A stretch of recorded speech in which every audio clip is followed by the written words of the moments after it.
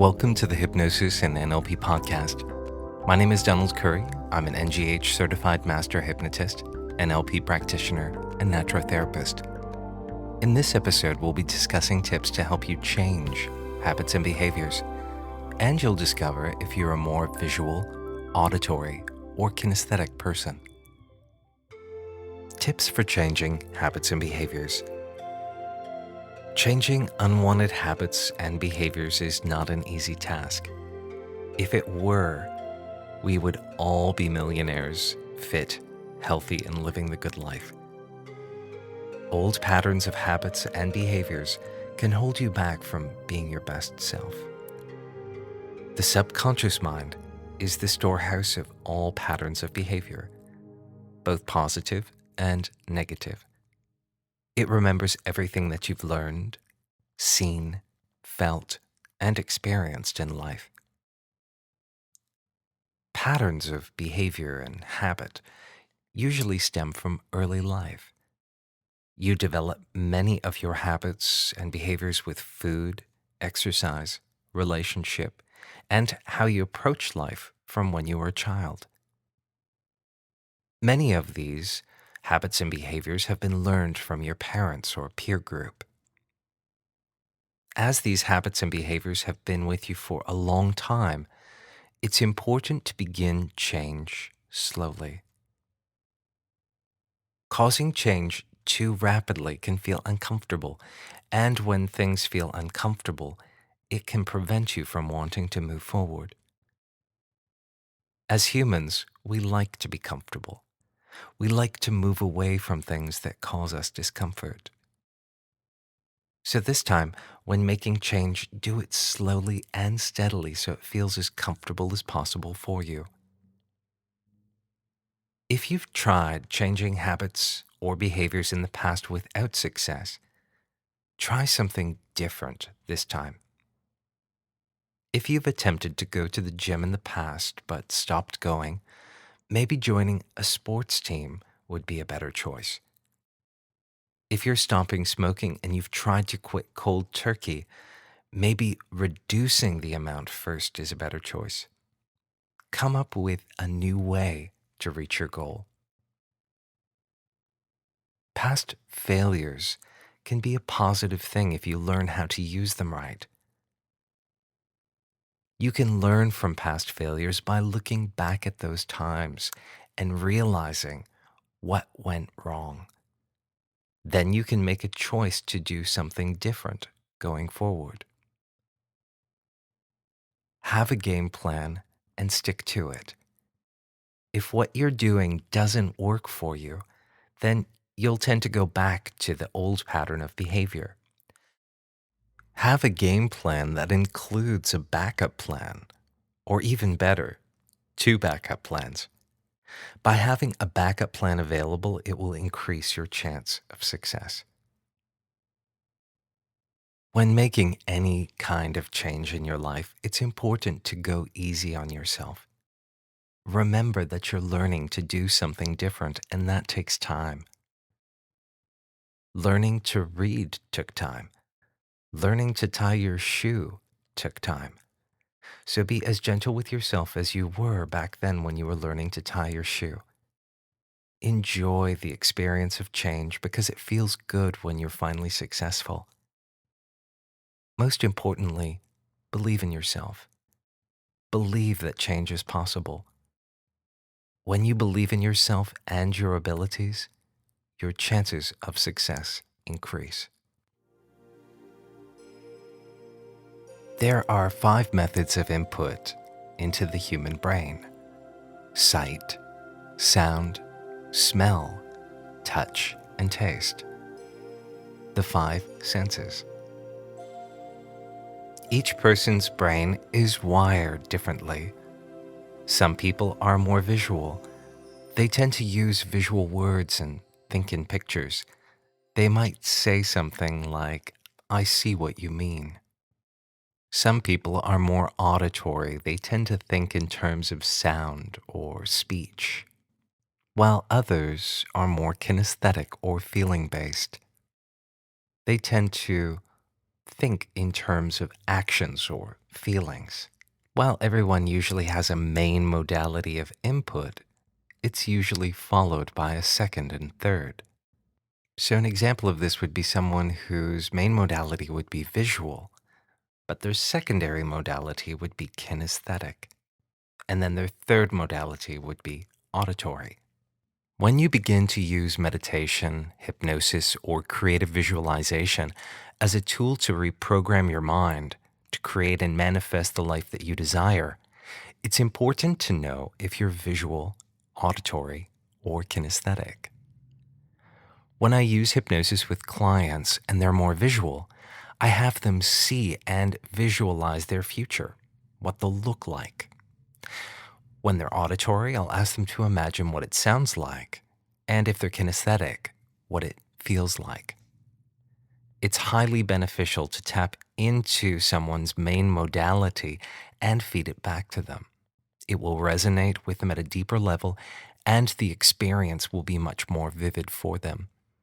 This will create a deeper impact within the mind and help them to move towards their goal more rapidly.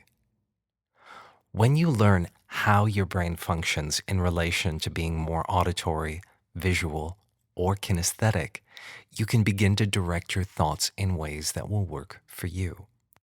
In this exercise, you'll experience a gentle, hypnotic journey that will allow you to understand how your mind functions and if you are more visual, auditory, or kinesthetic. Find a place where you won't be disturbed for these next few moments, because this is a time that's just for you. Whenever you're ready, close your eyes. Just begin to focus on your breathing. Just feel the coolness as you breathe in, and feel the warmth as you breathe out. Just allow each breath that you take to move you further and deeper into relaxation, allowing every fiber, every cell, every organ of your body to just relax and let go.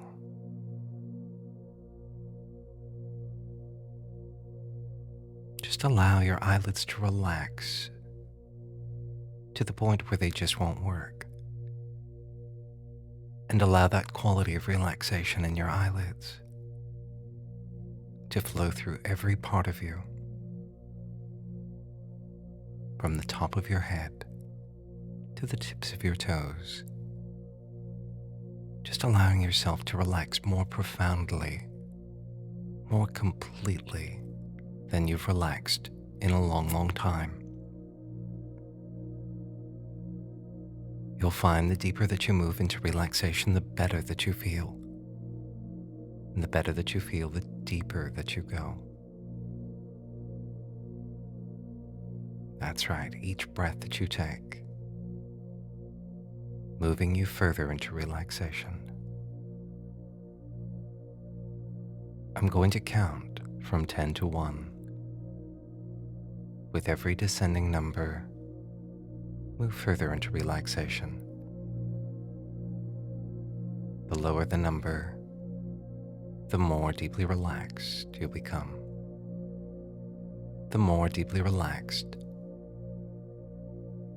the lower the number.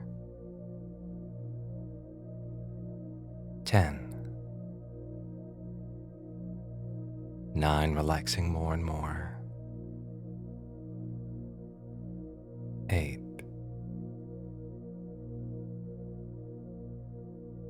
7. 6, relaxing deeper and deeper.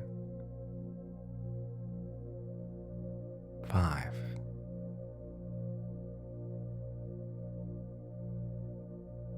4.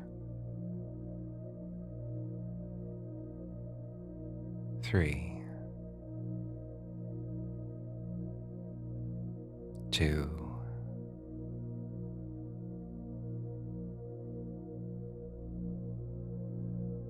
1. very peaceful, very relaxed, very calm. With your eyes closed in this relaxed place, just begin to imagine yourself in a beautiful rose garden outside. Just imagine it. Perhaps you can actually see the rose garden, or maybe you just imagine that you see it. The same purpose is served. In your mind's eye, look around this rose garden. Maybe you can actually visually imagine this rose garden and how it looks. Maybe you can smell the aroma of the roses. Maybe you can hear the sound of birds or the sound of wind. Maybe you can feel the softness of the rose's petals as you place your nose against a rose to smell it.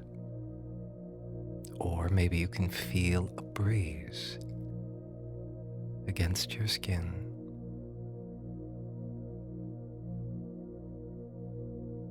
Just notice how you imagine this place. Notice which of your senses are the most heightened for you. Is it smell, touch, sight, or sound? Take a moment and enjoy this peaceful place, and make a mental note of how you experience it.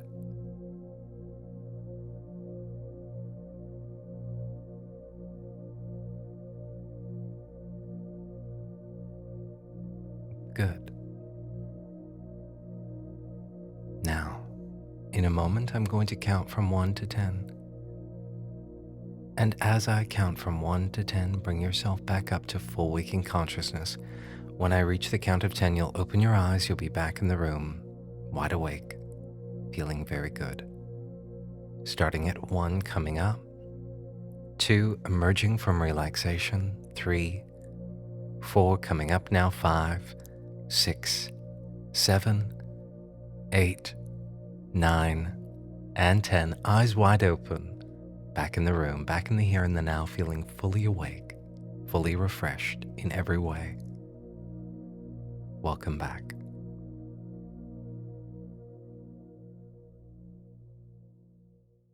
What did you experience? Maybe you even surprised yourself. Were you more visual, kinesthetic, or auditory? Could you actually see the rose garden? Did you imagine sounds associated with that place? Or was it a feeling that you noticed? Maybe you experienced seeing the rose garden and imagined sounds. If this was the case, notice which one was stronger. This will give you a greater understanding of what your main modality is. A great exercise to use your main modality is to imagine how you want your future to be. So if you're visual, imagine what it will look like. If it's auditory, what will it sound like? And if you're kinesthetic, what will it feel like? When we begin to imagine how we want our life to be using our main modality, it can help us to create it far more rapidly. For more information on hypnosis or NLP, check out my website at www.donaldcurry.com. If you like the music that was used in the hypnosis portion of this podcast, you can download it on iTunes. It's The Journey by Donald Curry. Take care until next time. Be well.